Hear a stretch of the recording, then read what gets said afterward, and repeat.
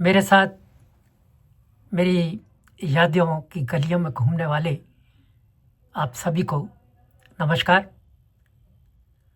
पिछली बार मैंने आपसे कहा था कि मैं एक बार फिर से अपने नानिहाल की यादों में आपको ले चलूँगा। चलिए आज हम वहाँ चलते हैं और कलेवा पर बात करते हैं। कलेवा सुना है कभी ये नाम? अरे नहीं भाई, कलेजा की बात नहीं कर रहा, बात कर रहा हूँ कलेवा की। नहीं मालूम तो कोई बात नहीं भाई, सबको सब कुछ थोड़ी आता है। नानी के यहाँ जाने से पहले मैंने भी कलेवा का नाम नहीं सुना था। उत्तर भारत में इसे नाहरी के नाम से भी जाना जाता है। अब भी नहीं समझे तो चलो मैं कुछ अता पता देता हूँ। सुबह उठते ही कान्हा यशोदा मैया के पास जाते हैं और कहते हैं मैया मोई कलेवा दे दे। यशोदा मैया हंसकर कहती हैं लाला पहले मुंह हाथ तो धोकर आ, तभी मिलेगा कलेवा। धो लिए मैंने, अब तो दे दे कलेवा। ले ये माखन और मिश्री। यशोदा मैया उसके हाथ में माखन और मिश्री से भरी कटोरी पकड़ा देती हैं। वो तो थोड़ी देर में चट कर बैठते हैं कि मैया इतने नेक से कैसे काम चलेगा, और दे। अब यशोदा मैया लाड़ में आकर कान्हा की कटोरी में और माखन मिश्री डाल देती हैं।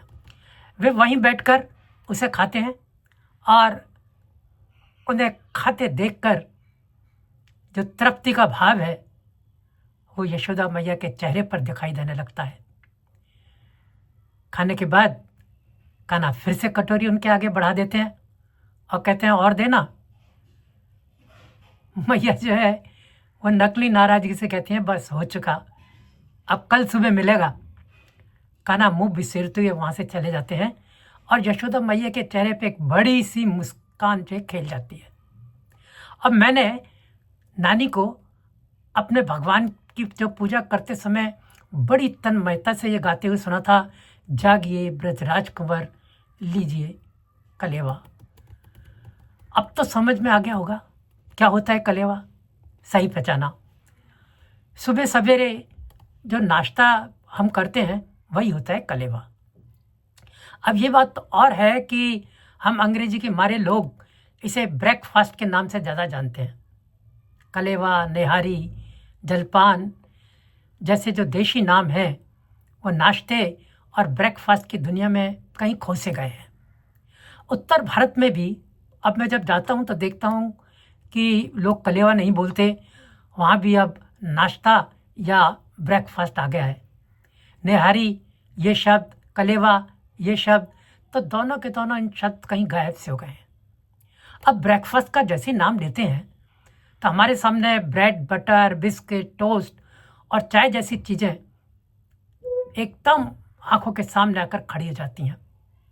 इसे ही अब जब हम नाश्ता कहते हैं तो इनमें हलवा, पूरी, पकौड़े, समोसे, कचौड़ी, जलेबी, आलू के पराठे ऐसी चीज़ें और जुड़ जाती हैं।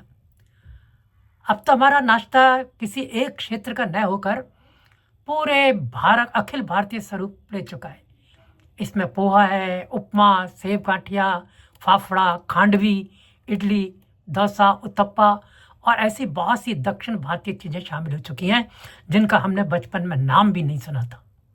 हाँ, ब्रेकफास्ट कहो या नाश्ता, ज़्यादातर सबकी प्यारी चाय ही इनका साथ निभाती है।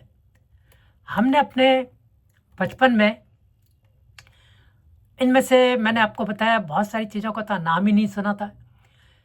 चाय भी घर भर में बनती नहीं थी, और बनती भी थी तो बड़े लोग ही चाय का आनंद लेते थे। हम बच्चों को तो चाय से 10 हाथ दूर रखा जाता। हमें नाश्ते में अक्सर मिलता बासी पराठा और दूध, बहुत हुआ तो रस। रस मालूम है आपको, इनके सूखे टोस्ट होते हैं उनको हमारी मम्मी रस कहती थी। आटे से बने बिस्किट या मठरी, साखें, नमक पारे ये भी कभी कभी नाश्ते में शामिल हो जाते। और मेहमान आते तो हमें बड़ी खुशी होती। मालूम है क्यों? क्योंकि उनके लिए आटे का या फिर सूजी का हलवा ज़रूर बनता। और उसके साथ बनती छोटी छोटी नमकीन पूरियाँ, जिन्हें नागौरी पूरी कहा जाता। अब ये तो हमें भी मिलती ही थी ना, तो खुशी तो होती। हाँ, समोसा, कचौड़ी, पकौड़ी, ये जैसी चीज़ें सुबह के नाश्ते में कभी कभार ही नज़र आती। अब मैं आपको बताऊं कि उत्तर भारत में, जहाँ पर हमारा ननिहाल था, सुबह के नाश्ते को कलेवा या निहारी कहते थे, और रात के खाने को यानी डिनर को कहते थे ब्यालू। ये ब्यालू भी आपने शायद पहली बार सुना होगा। हमारे जो नाना जी का परिवार काफ़ी बड़ा था। अब हम भी वहाँ पहुँच जाते तो ये संख्या और बढ़ जाती। अब इतने सारे लोगों के लिए नाश्ता और खाना बनाना कोई आसान बात नहीं थी। हाँ, तो हम बात कर रहे थे कलेवे की, तो सब लोग, विशेषकर हम बच्चे, सुबह उठते ही नाश्ते के लिए मचलने लगते। अब नानी ने इसका एक बहुत ही सरल सा तरीका ढूंढ लिया था। वो सुबह उठती और रोटी बनाने के लिए मिस्सा आटा गूंद लेती, और फिर मुझे और मेरे छोटे मामा को एक छोटी बाल्टी पकड़ाकर वो कहती कि जाओ मंदिर से जाकर कलेवे के लिए छाछ ले आओ। घर से बाहर कुछ ही कदम की दूरी पर दो बहुत मान्यता प्राप्त मंदिर थे। काफ़ी बड़े मंदिर थे। जो पहला मंदिर था वो चंद्रमा जी का था, और उसकी बहुत मान्यता थी। मान्यता तो खैर दोनों मंदिरों की थी, लेकिन ये हमारे थोड़ा घर के बिल्कुल पास पड़ता था, और दूसरा थोड़ा सा दूर था। उस मंदिर के पास अपनी बहुत सारी गायें थीं। सुबह उनका दूध, घी और मक्खन निकालने के बाद बहुत सारी छाछ बच रहती। छाछ इतनी ज़्यादा होती कि आसपास के लोग मंदिर में जाते और अपने अपनी ज़रूरत के हिसाब से छाछ भर कर ले आते। हमारे नाना जी को तो उस कस्बे के ज़्यादातर लोग जानते थे। उनके सरकारी ओहदे के कारण उनका वहाँ बहुत सम्मान भी होता था। तो मंदिर के मुखिया से लेकर सभी लोग उन्हें जानते थे, और चूंकि उनका सम्मान करते थे, इसलिए हम जैसी छोटी बाल्टी लेकर जाते उसमें छाछ भर दी जाती। तो जैसे नानी हमें छाछ के लिए बाल्टी पकड़ाती, हम भागते हुए मंदिर में जाते और छाछ लेकर फटाफट लौट आते। तब तक मिस्सी रोटियां सिकनी शुरू हो जाती। मम्मी या नानी कटोरे में भरकर हमें छाछ पकड़ा देती, और जब हम उसमें मिस्सी रोटियां डालकर खाते तो जो आनंद आता मैं आपको बता नहीं सकता। इस समय भी मेरे मुंह में उसका स्वाद घुल रहा है। बाल्टी लेकर मंदिर जाना और फिर वहाँ से छाछ भरकर लाना, ये तो हमारा रोजाना की काम बन गया था, क्योंकि इतने सारे लोगों के लिए इतना सस्ता, सुलभ और स्वाद कलेवा बनाना, खिलाना कोई आसान काम तो नहीं था। फिर वह स्वादिष्ट नाश्ता हम सबके मुंह भी लग गया था। तो उस दिन की बात है कि नानी ने बड़ी परात में मिस्सा आटा गूंथा और हमें बाल्टी पकड़ाते हुए कहा, जाओ बच्चों मंदिर से छाछ ले आओ। अब मैं और छोटे मामा तो इसका इंतजार ही करते रहते थे।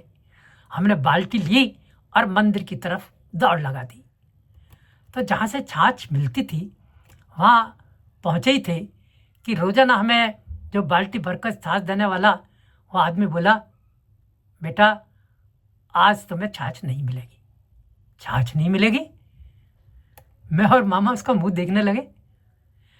इसकी तो हम सोच भी नहीं सकते थे इस बारे में।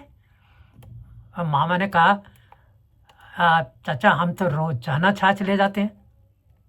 उसने कहा, हाँ भाई मुझे पता है, पर आज किसी के घर शादी है और उसे बहुत सी छाछ की ज़रूरत है, तो वो छाछ दे गया। चाचा हमें एक बाल्टी तो दे दो। अरे है ही नहीं तो कहाँ से दूँ बेटा, कल ले जाना। हम कलेवा कैसे करेंगे? अम्मा ने तो रोटी बनाना शुरू भी कर दिया होगा। मामा ने बड़ी उससे गिड़गिड़ा के उनसे कहा, अम्मा से बोलना कलेवे के लिए आज कुछ और बना दे। पर चाचा हमें तो छाछ ही चाहिए, दे दो ना। उस आदमी ने मजबूरी भरी नज़रों से हमें देखा और कहा, बेटा यहाँ खड़ा होने से कोई फ़ायदा नहीं, मैं कहाँ से लाऊं छाछ, है ही नहीं, जाओ अपने घर जाओ। अब जब उसने हमें दरवाजे का रास्ता दिखा दिया तो खाली बाल्टी हाथ में लिए हम कुछ देर तो वहीं खड़े रहे। कौन सोच सकता था कि मंदिर से हमें छाछ नहीं मिलेगी। यह तो बिल्कुल अनहोनी बात थी। हम दोनों सच कहूँ रुआंसे आए और मायूस चेहरे लिए मंदिर से बाहर निकलने के लिए चल पड़े। अब हम थोड़ी दूर गए होंगे कि मंदिर के मुख्य पुजारी, जिन्हें सब महाराज कहा करते थे, सामने से आते दिखाई दिए। अब उन्होंने हमें खाली बाल्टी हाथ में लिए मासूम लौटते देखा तो रुक गए और बोले, क्या हुआ, छाछ नहीं मिली? नहीं। हमने कहा कि चाचा ने कहा है कि आज छाछ खत्म हो गई, नहीं मिलेगी।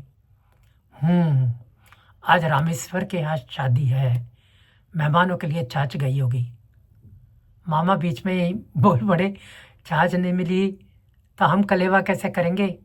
अम्मा सोच रही होंगी कि हम तो छाछ लेकर आते ही होंगे। महाराज कुछ देर सोचते रहे, फिर बोले, चलो बच्चों मेरे साथ चलो।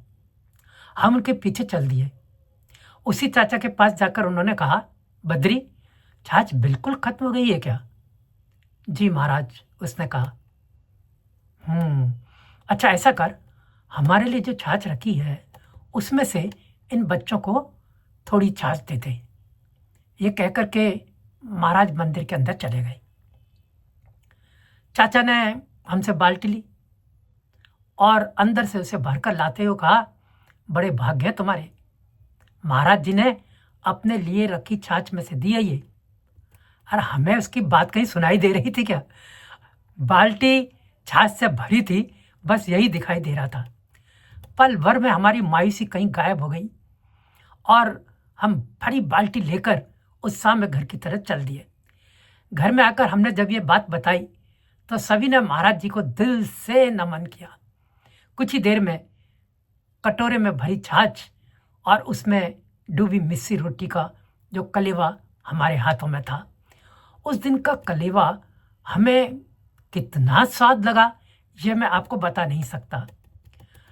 ननिहाल से लौटने पर मुझे सरकारी स्कूल में चौथी क्लास में दाखिला लेना था और गुरुजी की पाठशाला के बाद सरकारी स्कूल में जो दाखिला लेने की जो रोचक कहानी है वो मैं आपको सुनाऊंगा ज़रूर। लेकिन उससे पहले, क्योंकि अभी ये कलेवे की बात चल रही थी, तो मुझे एक हलवे की बात याद आ गई।